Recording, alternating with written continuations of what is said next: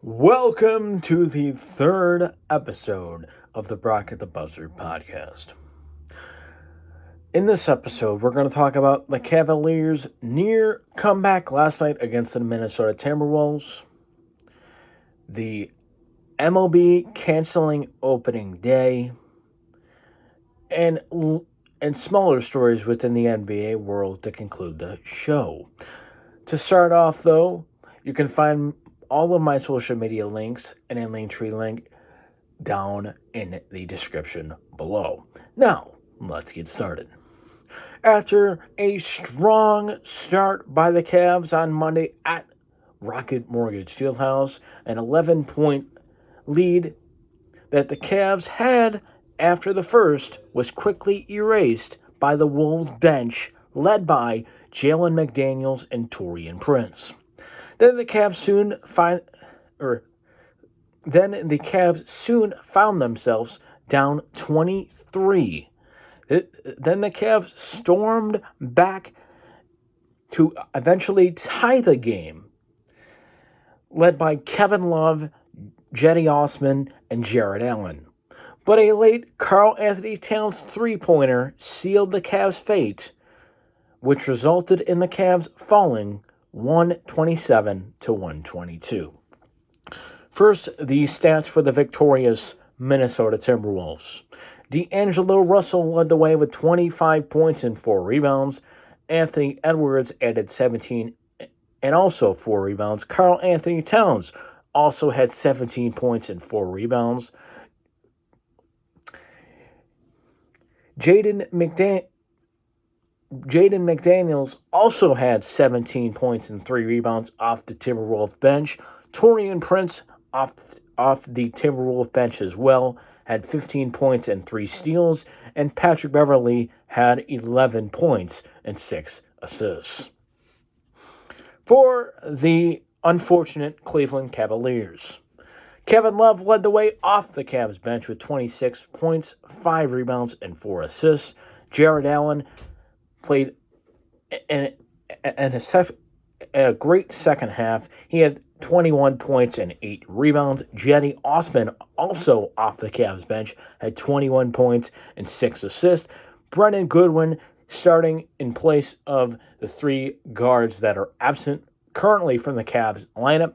In fact, I'll have a great update for you on one of them in just a little bit.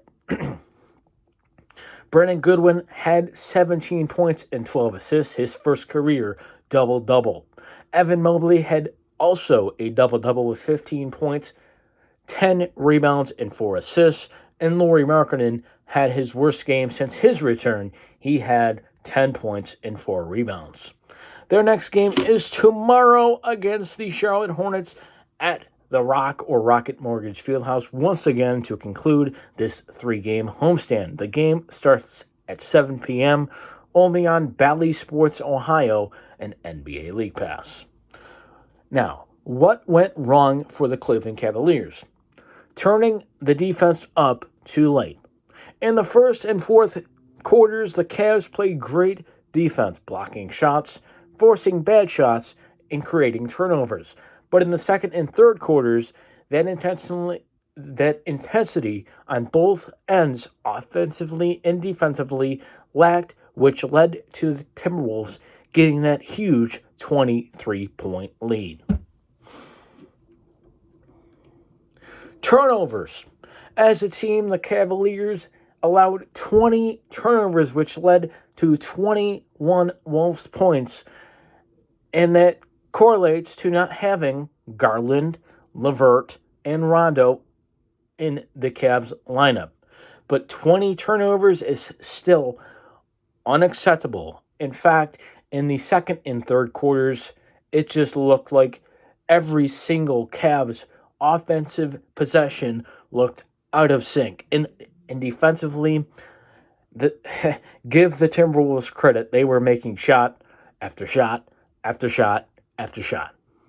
Now, not getting out on the break, meaning fast break, the Timberwolves outscored the Cavs 19-7 in that category, which the Cavs must do without 60-plus points in their lineup.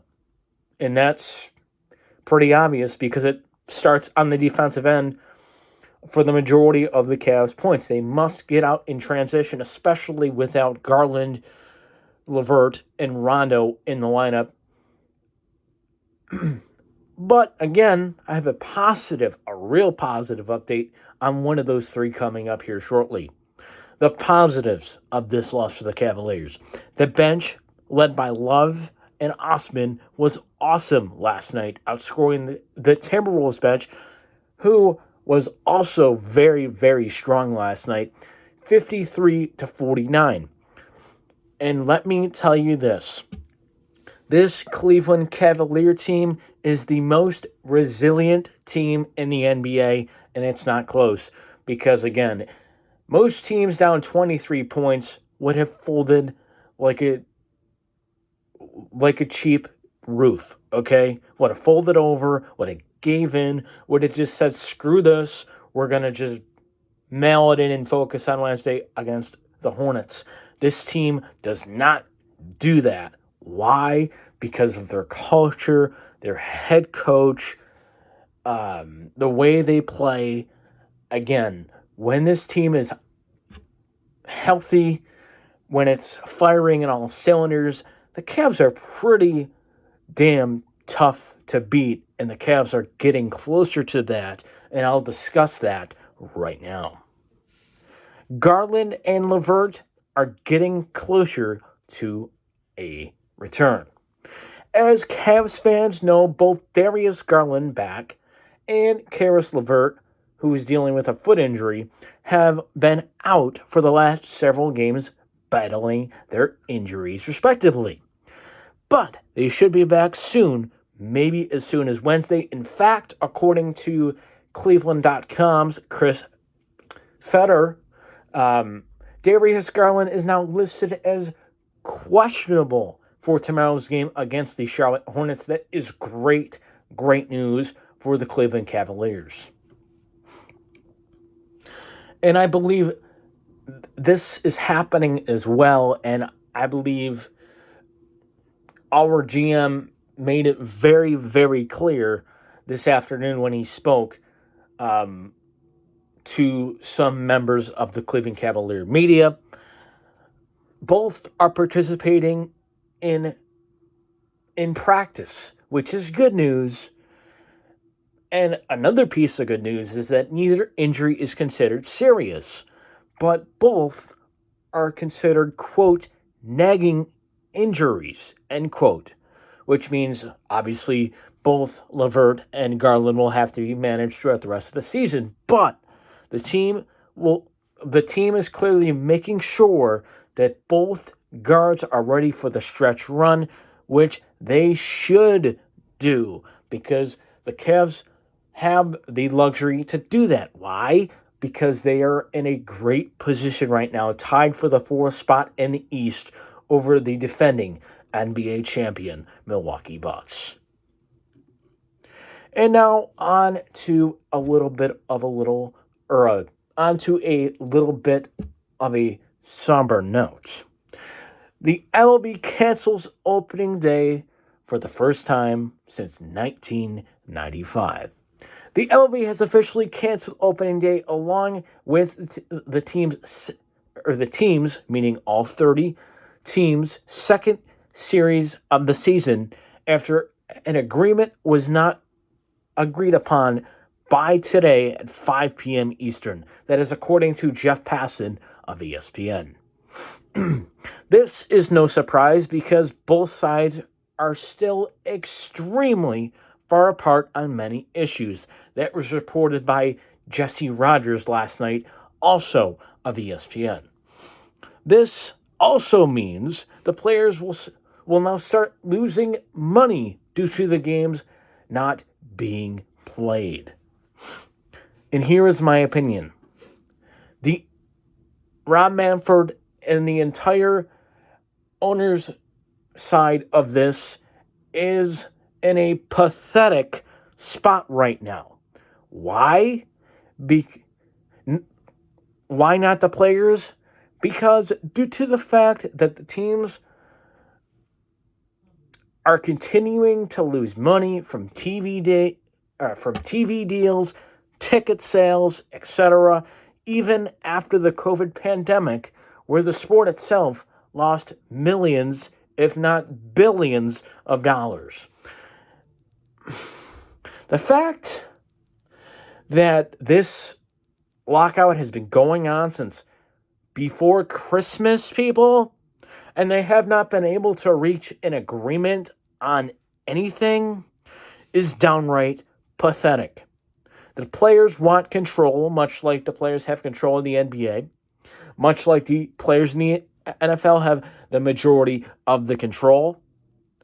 The MLB players want that, and that's totally understandable. But, of course, the worst commissioner in all of sports, Rob Manfred, is not allowing them to have that. That is why nothing has been agreed upon, and that is a major, major issue moving forward. And now on to some other NBA storylines. The Charlotte Hornets have signed Isaiah Thomas in a little historic tidbit here in the NBA G League. The Charlotte Hornets have signed veteran point guard Isaiah Thomas to a 10-day contract. That is according to Adrian Wojnarowski of ESPN. Thomas could make his team debut Wednesday against the Cavs. That's right. Thomas could play tomorrow against the Cleveland Cavaliers if the deal is made official by tomorrow. Thomas had played for the Mavericks and Lakers earlier this season, and this moves, and I'm talking too fast here, so give me a second. This move makes sense for the Hornets. Why? Because Charlotte has been struggling to find a backup point guard ever since they dealt Ish Smith to the Washington Wizards in the Montrezl Harrell deal at the trade deadline. Also, a historic piece of NBA news. The Hawks G League affiliate team names the first female general manager. Today, the Skyhawks of the NBA G League, the affiliate of the Atlanta Hawks, named Tori Miller as their new GM, the first female GM in G League history. And here's just a quick statement on that matter by myself. This is awesome for the NBA, and I'm all for it. The NBA needs females in the sport. Is it always going to be a male-dominated sport? Yes. But again, girls, or women, I should say, not girls, women know the NBA very, very well as well. Look at Becky Hammon, Malika Andrews, Rachel Nichols before she was let go by ESPN. All these women know basketball extremely well. Okay? Why do you think there's more and more female presence on ESPN's NBA shows? Because they know what the hell they're talking about. And they do a pretty damn good job at covering the sport. Whether they're just a analyst, whether they're a sideline reporter, whether they're a play-by-play announcer like you see the Philadelphia 76ers and the Milwaukee Bucks have in place. They do a phenomenal job at what they do. So again, this is huge, not only for the NBA G League, but this is huge for the NBA as a whole. Also, this is huge for women across all sports platforms. And this will continue to happen, because you want to know why this will continue to happen? Because the NBA is one of the, if not the most progressive sports league in the world. And that's the bottom line. And that'll do it for today's episode. I really hope you guys enjoyed this episode. Please like the video, share the video, and subscribe. And don't forget, the Cavs take on the Charlotte Hornets tomorrow night at Rocket Mortgage Fieldhouse at 7 p.m. Eastern Time on Bally Sports Ohio and NBA League Pass. You should expect a post-game report following or immediately following that game. As soon as I get all my tweeting and stuff done, I will be back on this channel recapping that game for you guys as well. So I'll see you all tomorrow night, post Hornets and Cavs.